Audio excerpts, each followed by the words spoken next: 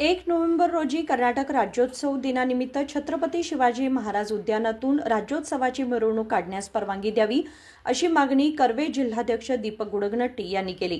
बेळगाव येथे पत्रकारांशी बोलताना त्यांनी सांगितले की कर्नाटक संरक्षण वेदिकेने यंदा राज्योत्सव विशेष आणि आगळ्या पद्धतीने साजरा करण्याचा निर्णय घेतला आहे। नವೆಂಬರ್ 1 कर्नाटक राज्योत्सव दिनदंदु ಏನು ನಾಡದ್ರೋಹಿ ಸಂಘಟನೆ ಮಹಾರಾಷ್ಟ್ರ ಏಕೀಕರಣ ಸಮಿತಿ ಮತ್ತೆ ತಮ್ಮ ಹಳೆ ಖ್ಯಾತಿಯನ್ನು ತೆಗೆದಿದ್ದಾರೆ। 1ನೇ ತಾರೀಕು ಕರಾಳ ದಿನ ಆಚರಣೆ ಮಾಡ್ತೀವಿ ಅಂತ ಹೇಳಿ ಒಂದು ರಾಜ್ಯ ಸರ್ಕಾರಕ್ಕೆ ಜಿಲ್ಲಾಡಳಿತಕ್ಕೆ ಶೆಡ್ ಹೊಡೆಯುವಂತ ಕೆಲಸ ಮಾಡ್ತಾ ಇದ್ದಾರೆ।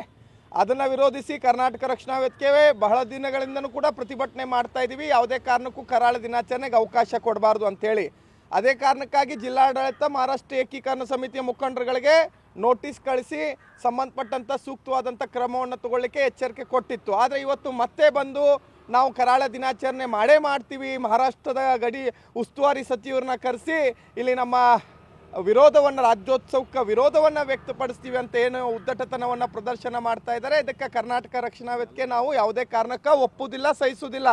ಮಾನ್ಯ ಸರ್ಕಾರ ಮತ್ತು ಜಿಲ್ಲಾಡಳಿತ ಇದ್ರ ಬಗ್ಗೆ ಗಂಭೀರವಾಗಿ ತಗೊಳ್ಬೇಕು। ಯಾಕಂದ್ರೆ ಇವತ್ತು ನಾವು ಕೂಡ ಮಾನ್ಯ ಪೊಲೀಸ್ ಆಯುಕ್ತರಿಗೆ ಒಂದು ಅನುಮತಿ ಪತ್ರವನ್ನು ಕೊಟ್ಟಿದ್ದೀವಿ। ಈ ಸರಿ ರಾಜ್ಯೋತ್ಸವದ ಮೆರವಣಿಗೆನ ಛತ್ರಪತಿ ಶಿವಾಜಿ ಮಹಾರಾಜರಿಗೆ ಮೂರ್ತಿಗೆ ಮಾಲಾರ್ಪಣೆ ಮಾಡೋದ್ರ ಮುಖಾಂತರ ಶಿವಾಜಿ ಉದ್ಯಾನವನದಿಂದ ನಮ್ಮ ಮೆರವಣಿಗೆಯನ್ನು ಪ್ರಾರಂಭ ಮಾಡಬೇಕು ಅಂತ ಹೇಳಿ ನಾವು ಅವರಿಗೆ ಒಂದು ಪತ್ರವನ್ನು ಕೊಟ್ಟಿದ್ದೀವಿ। ನಮಗೂ ಕೂಡ ಅನುಮತಿಯನ್ನು ಅಲ್ಲಿಂದ ಕೊಡಬೇಕು ಅಂತ ಹೇಳಿ ಹಾಗಾಗಿ ಅದಕ್ಕೆ ಜಿಲ್ಲಾಡಳಿತ ಪೊಲೀಸ್ ಇಲಾಖೆಯವರು ನಮಗೆ ಸಹ ಈ ಸರಿ ರಾಜ್ಯೋತ್ಸವದ ಮೆರವಣಿಗೆಯನ್ನು ಶಿವಾಜಿ ಉದ್ಯಾನವನದಿಂದ ಪ್ರಾರಂಭ ಮಾಡಲಿಕ್ಕೆ ಅವಕಾಶವನ್ನು ಕೊಡಬೇಕು। ಯಾವುದೇ ಕಾರಣಕ್ಕೂ ಕರಾಳ ದಿನಾಚರಣೆಗೆ ಅವಕಾಶ ಕೊಡಬಾರದು। ಒಂದು ವೇಳೆ ಕರಾಳ ದಿನಾಚರಣೆಗೆ ಅವಕಾಶ ಕೊಟ್ಟಿದ್ದೇ ಆದಲ್ಲಿ ಬೆಳಗಾವಿಯ ಕಾನೂನು ಸುವ್ಯವಸ್ಥೆಗೆ ಧಕ್ಕೆ ಆಯಿತು ಅಂದರೆ ನೇರವಾಗಿ ಜಿಲ್ಲಾಡಳಿತ ಪೊಲೀಸ್ ಇಲಾಖೆ ಮತ್ತು ಇಲ್ಲಿಯ ಸರ್ಕಾರ ಇಲ್ಲಿಯ ಸಂಬಂಧಪಟ್ಟಂತ ಜನಪ್ರತಿನಿಧಿಗಳು ಹೊಣೆ ಆಗ್ತಾರೆ ಅಂತ ಈ संदर्भात ನಾನು ಎಚ್ಚರಿಕೆಯನ್ನು ಕೊಡ್ತಾ ಇದ್ದೀನಿ।